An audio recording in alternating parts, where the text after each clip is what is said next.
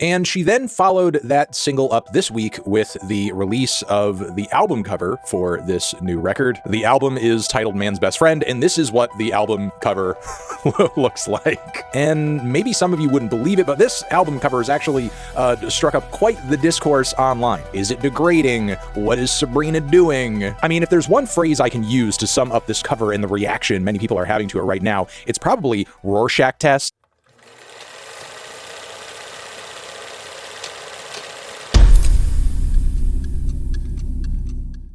Whew, okay. So what exactly is going on with Sabrina Carpenter's new album cover? Why is the internet spiraling, people fighting in comment sections, Reddit on fire, and TikTokers breaking down Photoshop layers like it's the Zapruder film? Well, buckle up, because this one's juicy, controversial, and, depending on who you ask, either genius or just completely out of touch. So on June 11th, Sabrina Carpenter, yes, pop's current it girl, espresso icon, and lyrical double entendre queen, revealed the cover art for her upcoming album titled Man's Best Friend. And let's just say, the internet did not wag its tail in delight. The image?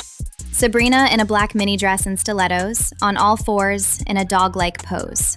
Her head tilted slightly upward while someone, an unidentified man, is gripping her by the hair and holding her in place like a leash. And immediately, the backlash came pouring in. They don't like the cover. They don't like the cover. Well, that's certainly straight. They find it very offensive and very sexist. Well, what exactly do you find offensive? Ian, what's you offensive? put a greased, naked woman Yes. on all fours with Yes. a dog collar With a dog around her collar. neck and a leash. And a leash. And a man's arm extended out up to here, holding on to the leash and pushing a black glove in her face to sniff it. You don't find that offensive? No, You don't don't. find that sexist? This is 1982, That's Bobby. right, Come it's on. 1982. Get out of the 60s. We don't have this mentality anymore. Well, you should have Listen seen to the me. cover they wanted to do. I don't From Instagram to Reddit, the reactions were all over the place. Some people were genuinely shocked, others disturbed, and plenty were downright furious. One of the most viral comments came from Instagram user @lightpuppies, who said, "This cover makes me uncomfortable. Especially in times like these, absolutely tone deaf." And honestly, judging by the flood of likes and replies, a lot of folks were clearly on the same page.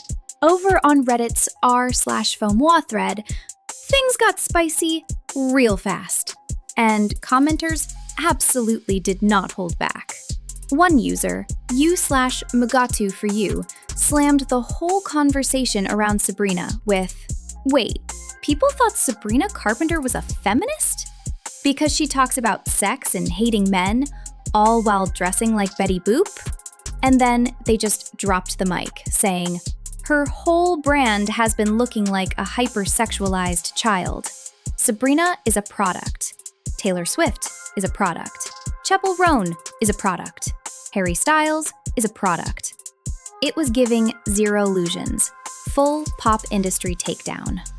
Another user, YouFigPink, came in with a more critical feminist lens, saying it's frustrated to watch young women confuse pandering to men with expressing female sexuality. They argued that being a true girl's girl means calling this kind of stuff out, even if it's uncomfortable, especially because Sabrina's got such a massive young female fan base. The comment? Passionate, bold, and totally reflective of the growing debate around female responsibility in pop culture. And finally, one user just said it plain. Intention doesn't matter, it's the execution. They said if this was meant to be satire, it failed, hard. In their words, disapproving, "This straight up looks like a Terry Richardson photo from the early 2000s, and that's not a compliment." Their biggest concern? That men are loving this image, not for the message, but because it reinforces what they already want to see. But here's where the real drama kicks in. The internet is totally split. Was this cover just a bold, edgy aesthetic move? Or was it meant to be some kind of deeper satirical message? some fans are riding for the satire angle. Ex-user Wicked News Hub fired off this hot take. For those of you who may lack critical thinking skills, the cover is clearly satirical with the deeper meaning, portraying how the public views her, believing she is just for the male gaze. I mean, spicy and philosophical? That's definitely one way to flip the narrative. Instagram user @PopandPosy also weighed in on the satire discourse, saying, "If this cover was satire, then women would feel seen and heard within it, and men would feel completely uncomfortable.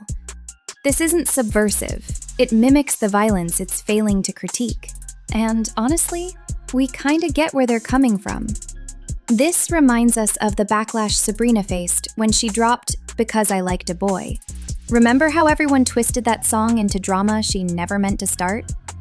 That moment was all about reclaiming a narrative too. So if she's repeating history here, maybe it's intentional.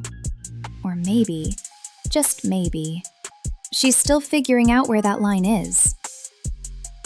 And then there's the fan theory corner of TikTok. TikTok user The Spoiled Stylist dropped a theory that had everyone raising their eyebrows.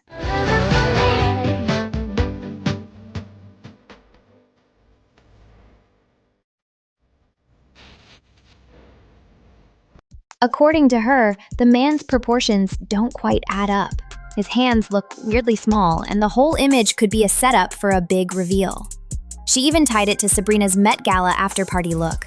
Yep, the one where she rocked a tailored suit. And honestly, that theory kinda hits.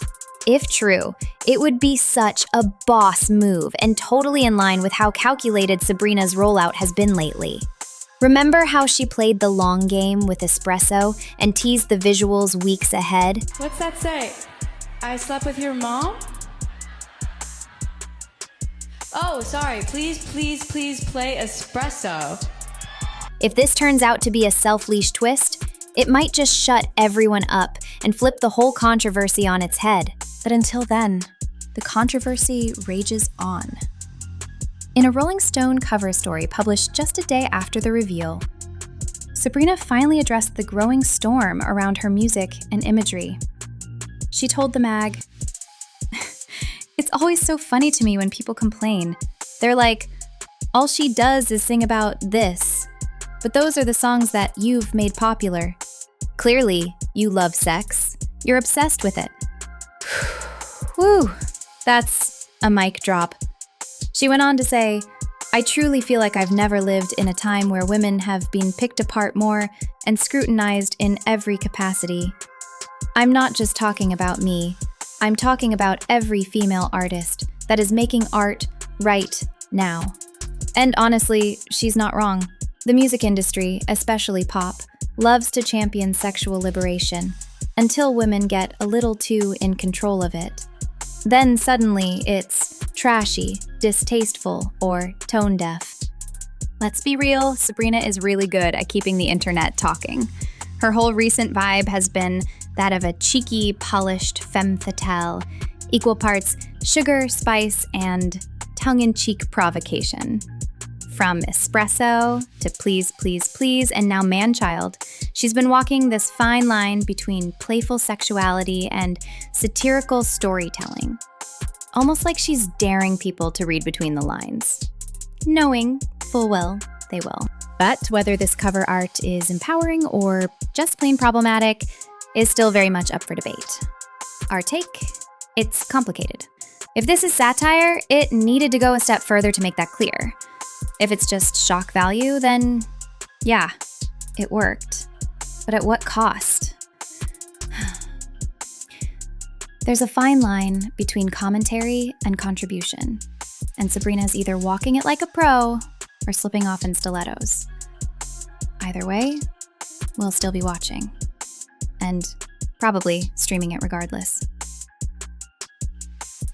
So what do you think? Is Sabrina playing 4D chess with a masterclass in media manipulation? Or is this just another pop girl misstep that missed the mark? Could this be empowering satire? or performative provocation? We want all your thoughts, so sound off in the comments below. And while you're at it, don't forget to like, subscribe, and tap that notification bell so you don't miss a single drop of drama. We've got plenty more tea coming your way.